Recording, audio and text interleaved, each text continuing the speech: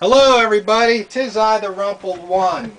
I've already done a book review on Kluge, but I think I promised you that I would go through the suggestions he made a little more in depth, because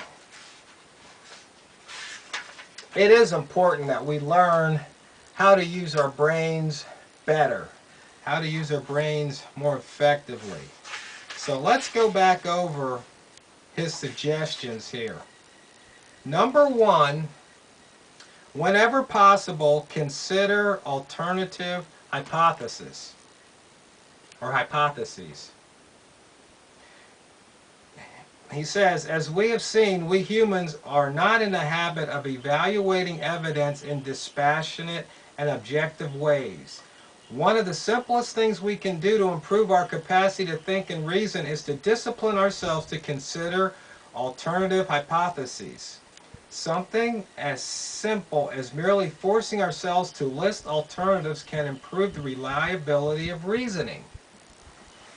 I mean, that's nothing big or earth-shattering, but sometimes people get so focused, so entrenched on one idea and one idea only, they fail to consider alternatives. For example, district attorneys. Oh, we think he's guilty. They do everything to prove this person guilty, as opposed to finding out what the truth of the matter is. It's a subtle difference, but it's a huge difference. Number two, reframe the question. Is that soap 99.4% pure or 0.6% toxic? Politicians, advertisers, and even our local supermarket staff routinely spin just about everything we hear, see, and read.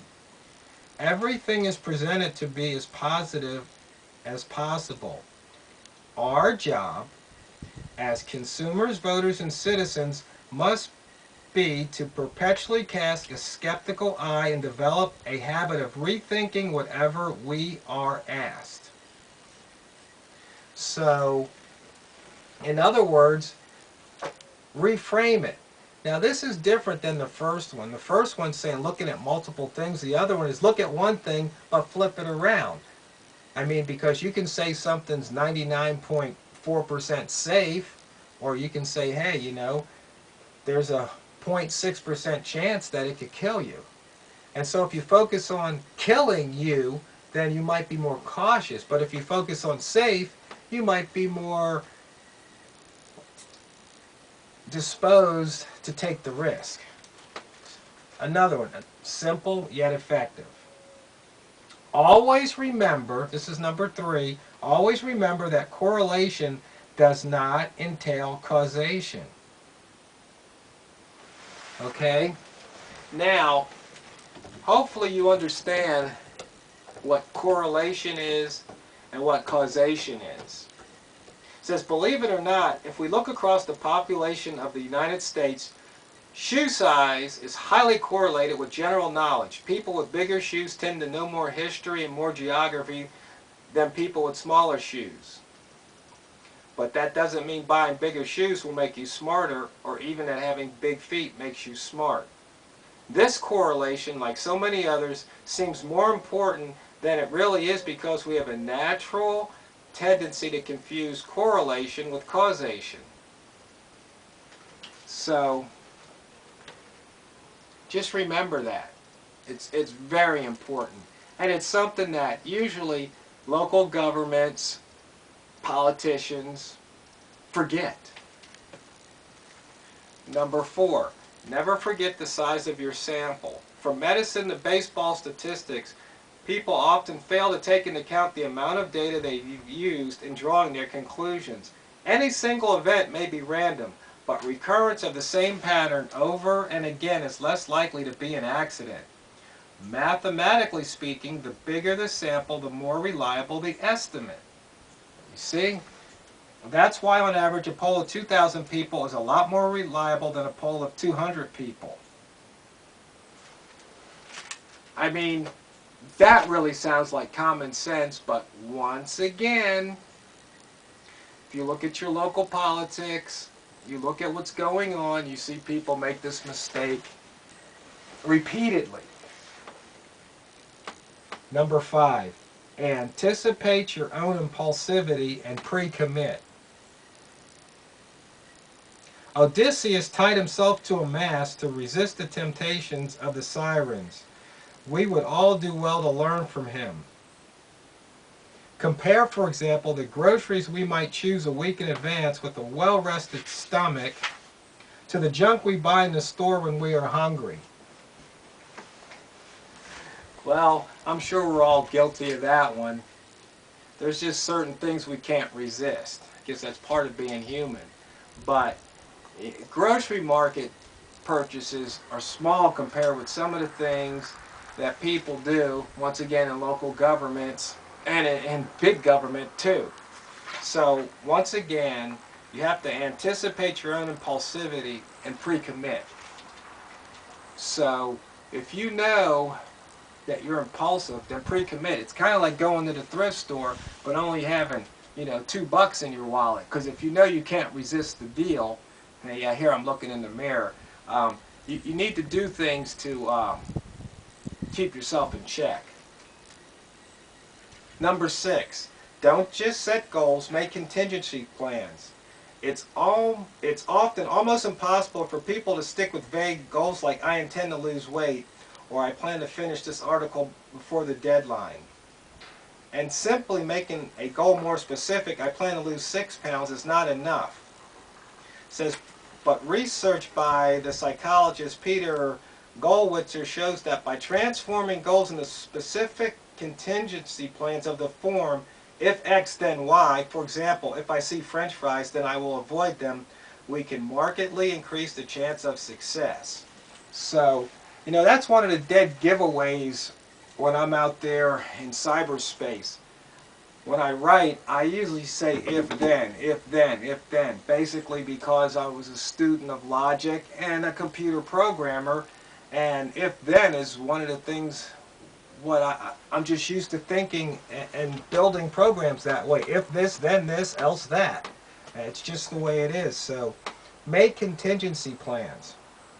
Number 7, whenever possible, don't make important decisions when you are tired or have other things on your mind. Thinking while tired or distracted is not so different from driving while drinking.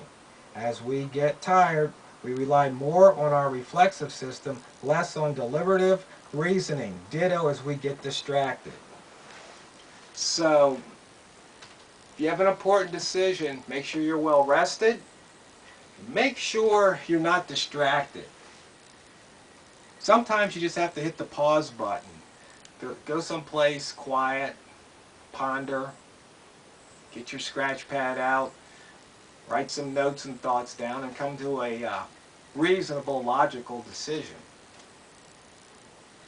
Number 8, always weigh benefits against costs. Sounds obvious, but it is not something that comes naturally to the human mind.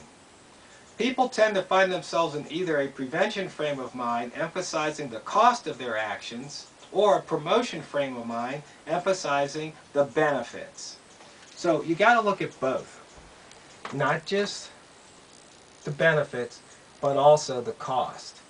And you see, cost is different from price, because cost is what it cost you in things like also time, effort, future cost.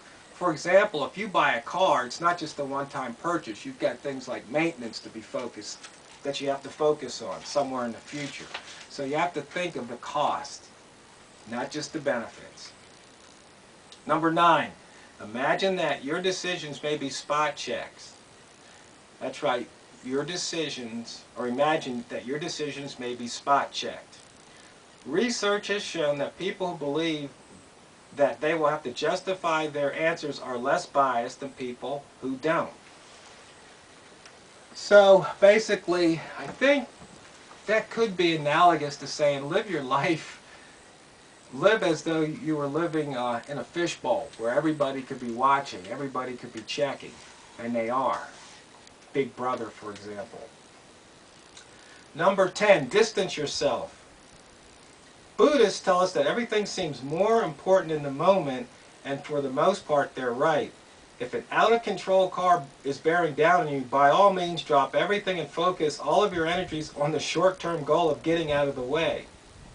But if I want to top off the meal with that chocolate cake, I should ask myself this: am I overvaluing my current goals, satisfying my sweet tooth, relative to my long-term goals, staying healthy? So, in other words, think things through, not just about today, but also about tomorrow, not just the moment, but also the future. What impact are your actions, your thoughts, your decisions, your choices going to have, tomorrow, the next day, next week, next month, next year? Number 11, beware the vivid, the personal, the anecdotal. This is another corollary to distancing ourselves. Also, easier said than done.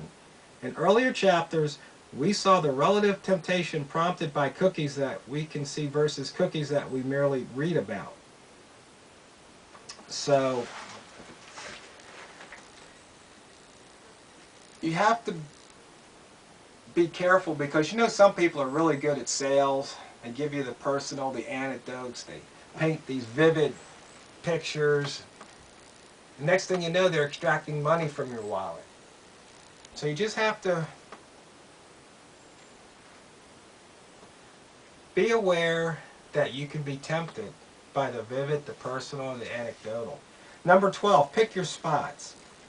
Decisions are psychologically and even physically costly, and it would be impossible to delay every decision until we had complete information and time to reflect on every contingency and counter alternative.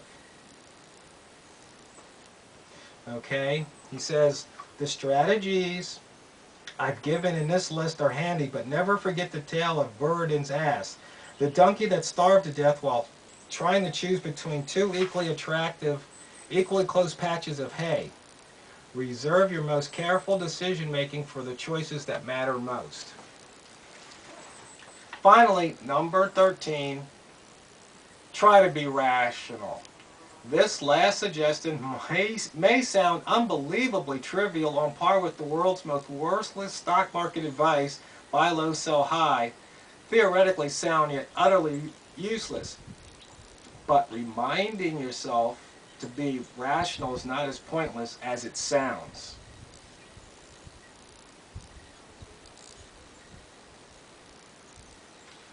So, one of the most important reasons why it just might help to tell yourself to be rational is that in doing so, you can, with practice, automatically prime yourself to use some of the other techniques I've just described, such as considering alternatives or holding yourself accountable for your decisions. Telling ourselves to be rational isn't on its own likely to be enough, but it might just help in tandem with the rest. Every one of these suggestions is based on sound empirical studies of the limits of the human mind. Each in its own way addresses a different weakness in the human mind, and each in its own way offers a technique for smoothing out some of the rough spots in our own evolution. So once again, the book is Kluge, The Haphazard Construction of the Human Mind by Gary Marcus. If you like psychology, or if you just want to improve yourself, make better decisions, it's a must read.